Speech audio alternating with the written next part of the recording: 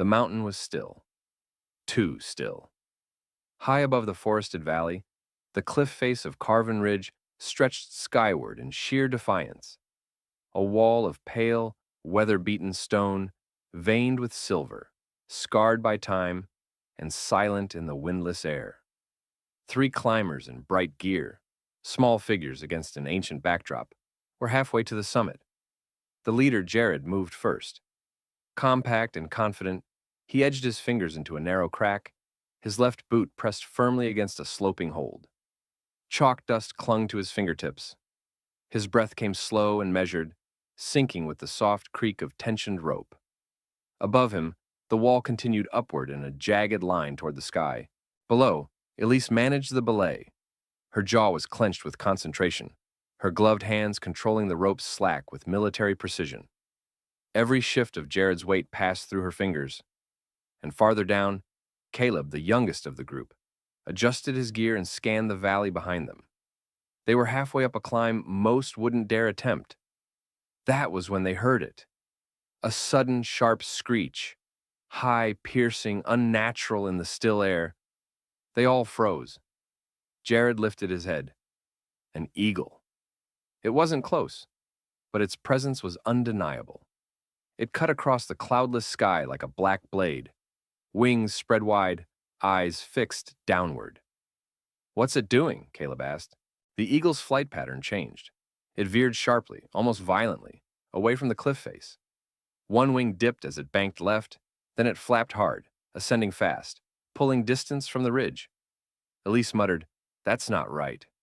Jared remained motionless, his right hand reaching for the next hold, until he felt something shift beneath his feet. Not break, not fall, just shift. A vibration, a subtle groan from deep within the stone, like the mountain was exhaling through its bones. "Elise, lock me in. Now." Before she could respond, a crack echoed from below, low and hollow, like the snapping of an old tree trunk underground. Then came the first rattle of pebbles from above. A fragment of the cliff, no larger than a football, dislodged itself and skittered past Jared's helmet, bouncing off the rock face. It spun once, then vanished into the open air below them. Caleb gasped. "What was—" The wall shivered. "Elise, go!" Jared shouted. She didn't hesitate. She began to climb, every motion sharp and deliberate. Caleb followed, trying to stay close, adrenaline kicking in hard. Then, the sound changed. It became a deep, grinding groan, as if the entire cliff was turning in its sleep. They could feel it now, through the soles of their boots and the cold tips of their fingers. The edge they had just crossed, solid seconds ago, was no longer holding. Dust sprayed upward. From above, Jared pulled Elise up and braced her with one hand, then extended his other arm for Caleb. The younger climber lunged, caught his wrist, and just as his feet left the crumbling edge, the cliff gave way. A thunderous crack shattered the air. The ledge collapsed.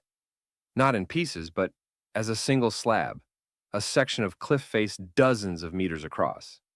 It peeled away from the mountain like dried bark, pulling ropes, shattered anchors, and clouds of debris with it into the abyss. The three of them clung to the wall above, shaking, coughing in the dust. The eagle was nowhere in sight. Only the echo of its screech remained, embedded in the silence that followed. They didn't speak. Not yet. They simply looked down at the void left behind, and realized just how close they had been to falling with it. The mountain had spoken, the eagle had heard, and they had barely listened in time. The dust didn't settle.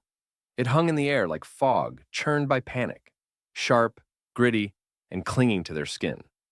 Jared pressed his body flat to the rock, one arm still locked around Caleb's harness, the other braced against a finger-width crack. His heart pounded not from exertion, but from the echo of the void that had opened just moments before.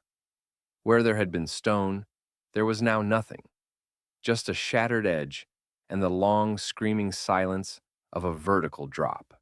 Below them, the trail of climbing gear lay mangled, half buried in the rockfall, and beyond that, the sheer emptiness of the gorge. Elise anchored quickly, her fingers trembling as she fixed the rope to a secure bolt. It took her 3 tries to clip it properly. Her gloves were slick with dust, her breath shallow. "Everyone good?" she asked, voice ragged. Jared nodded without turning. Caleb didn't answer, not at first. He hung between the two of them, suspended in midair, legs dangling just above the new drop. His eyes were wide and unfocused, locked on the place where solid ground had simply disappeared. "I felt it move," he said finally, right before it went. Like the stone was breathing. Jared pulled him up slowly, hand over hand, until the boy's feet found a small ledge. "It wasn't breathing," Jared said. "It was cracking. Under tension." "But how?" Elise asked, glancing down. "It looked stable." That face wasn't undercut. Jared finally looked back, eyes narrowing. Something shifted deeper inside. Could have been freeze-thaw damage, or a microquake. That screech. The eagle might have felt it before we did.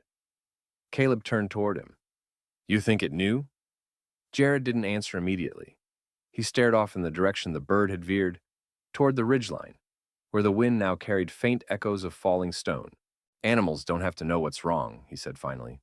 "They just know something is." A fresh gust of wind rolled over the rock, sending more dust into their eyes. Jared raised his arm to shield his face and scanned upward. "We can't descend here. That whole wall's compromised." "You want to climb higher?" Elise asked. "After that, it's safer than staying put," Jared said. "And if we don't, we risk another fracture beneath us." The truth of it was heavy, but undeniable. They resumed the climb, this time slower, more deliberate.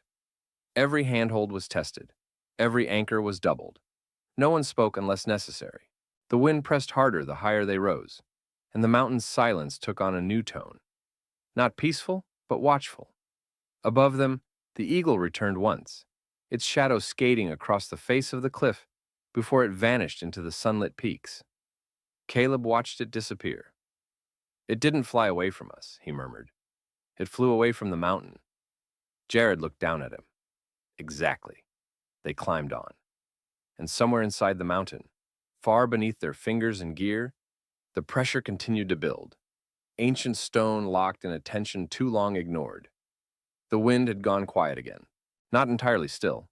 It moved here and there, brushing pine needles at the ridge's edge, sweeping grains of dust across stone, but it no longer spoke. No more sudden gusts, no more warnings in its breath. Just a slow hush that settled around the mountain like a held breath. The three climbers advanced, higher than they'd planned. Their route had changed, not out of ambition, but necessity. The collapse had cut off their original descent path, forcing them to seek a different exit over the shoulder of the ridge. And now, they moved with the reverence of people who had seen the mountain wake. Jared led in silence, his senses stretched thin. Every sound, the creak of rope, the tap of a carabiner against rock, his own shallow breathing, echoed louder in his ears. His fingers gripped the stone differently now, not just searching for stability, but listening through touch. Elise followed close, her movements sharp and economical. She no longer climbed with rhythm. Now each motion felt more like a negotiation. A silent question asked of the stone, "Will you hold me?" And each time the rock gave no answer, she moved anyway. Caleb brought up the rear, and it was clear the earlier collapse still haunted him. He flinched when pebbles fell. His footing was cautious to the point of hesitation, but he didn't quit. Not out of pride, but out of something deeper, the awareness that turning back wasn't an option. They reached a resting point, a broad granite shelf jutting out just beneath a blade of vertical rock. There, they dropped into a crouch, backs to the wall, and for a few long minutes said nothing. It wasn't exhaustion. It was the weight of silence, the kind that came after something should have happened, a shift that never came, a sound that should have cracked the air but didn't. "I hate this part," Elise whispered. Jared glanced over. "Which part?" "This. When the mountain waits." He knew exactly what she meant. After a fall, after a tremor, the stillness that follows is never comforting. It's not relief, it's uncertainty. Is it done? Is it holding? Or is it just waiting? Caleb finally spoke, barely above a whisper. "Do you think it was the eagle that saved us?" Jared paused. "No," It didn't save us. Caleb frowned. Jared looked out over the ridge, eyes scanning the far sky. It warned us. We just happened to listen. Below them, the collapsed section was now fully visible. A massive wound in the cliff face, jagged and raw. Stone the size of houses lay shattered in the ravine, newly exposed surfaces pale against the weathered rock. The rest of the valley seemed calm, deceptively so. From this angle, they could see old cracks stretching farther than they thought. Long, jagged veins, reaching into places that once felt stable. The mountain wasn't done shifting. It was simply choosing its moments.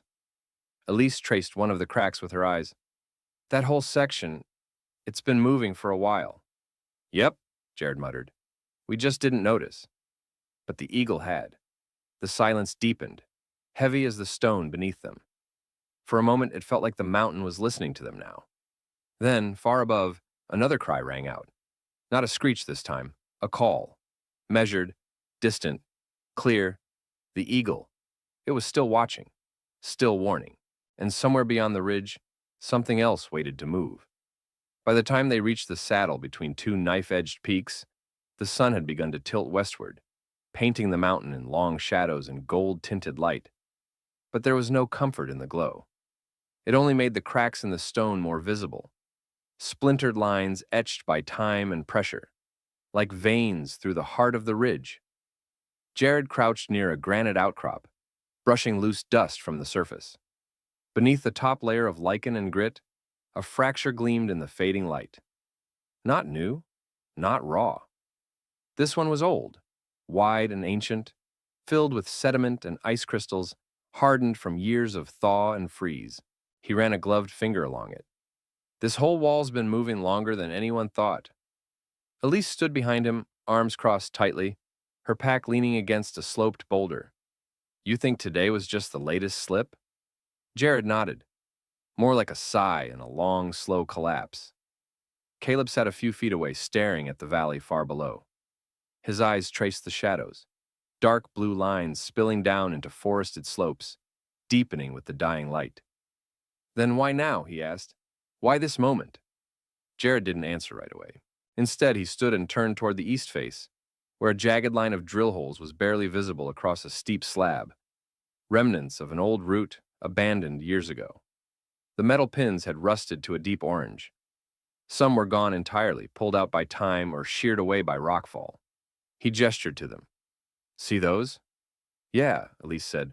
Too far gone to use. They're not for us, Jared said. They're for memory. The others looked at him. He continued, quieter now. This mountain's been trying to break for years. The old climbers knew it. They left their anchors because they never trusted this side. Then why is it still a route? Caleb asked. Jared's jaw tightened. Because no one listens to stories told by stone. They only listen to the ones written on maps. Silence again. Not from fear this time, but from realization. They had stepped into the aftermath of forgotten warnings. Not just the eagle's cry today, but decades of ignored shifts, subtle signs and broken gear, left behind like grave markers. Old fractures, old lessons, repeating themselves. Elise finally spoke. How much farther? 2 pitches, Jared said. Then we'll have a clean route down the backside. Do we trust it? Jared gave the faintest nod. For now. They moved again, slower than before, but with new eyes. Now, every seam in the rock told a story.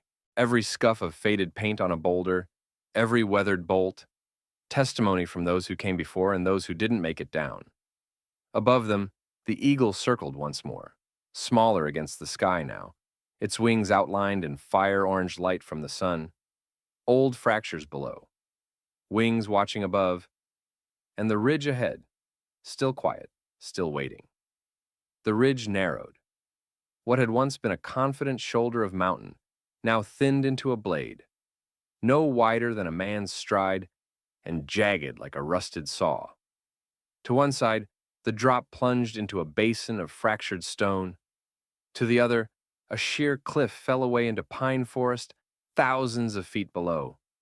The wind had returned, but it was no longer erratic. It whispered steadily, a single tone pressed close to the ear like breath on skin.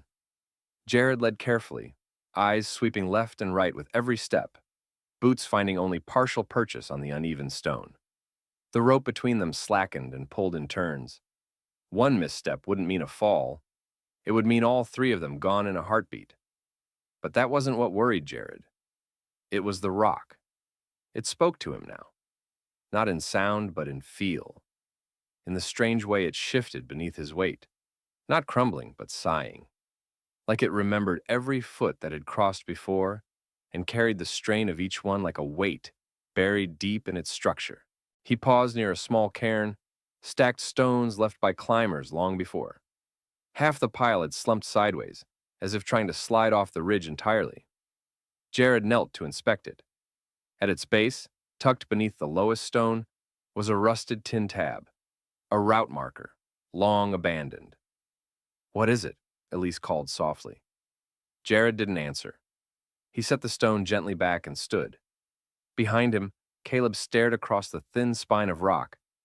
"This part doesn't feel real," he whispered. "It's too narrow."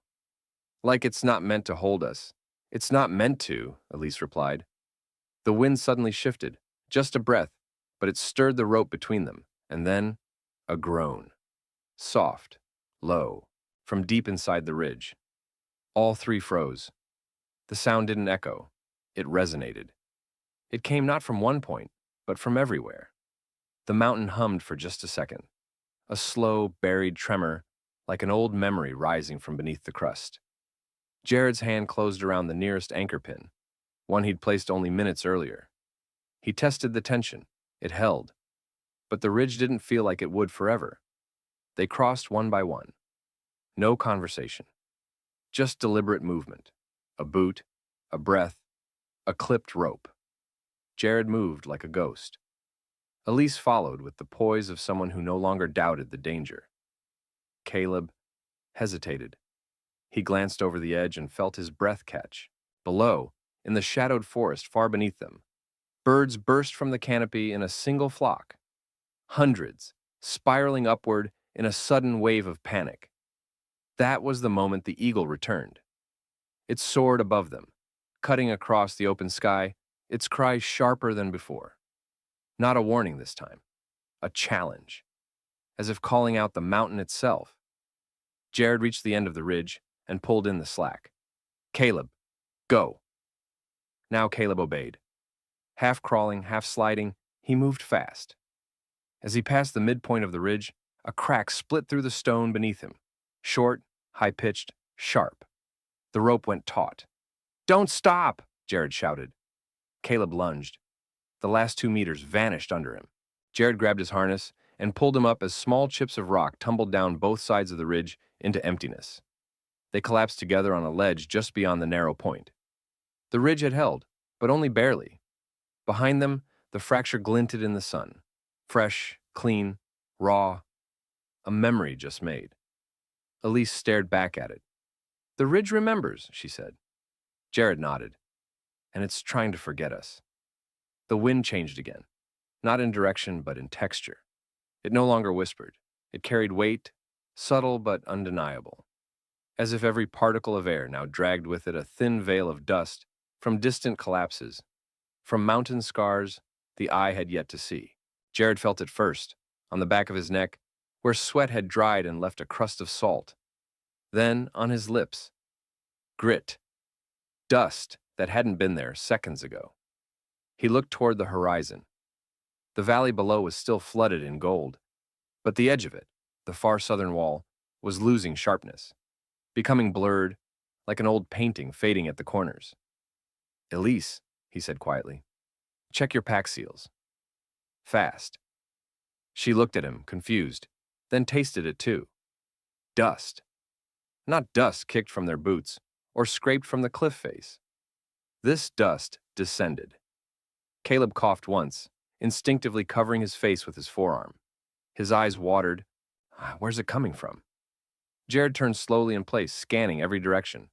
He couldn't see the source, but he could feel the mountain shift again, an echo more than a sound, a tension sliding through the range like pressure behind a dam.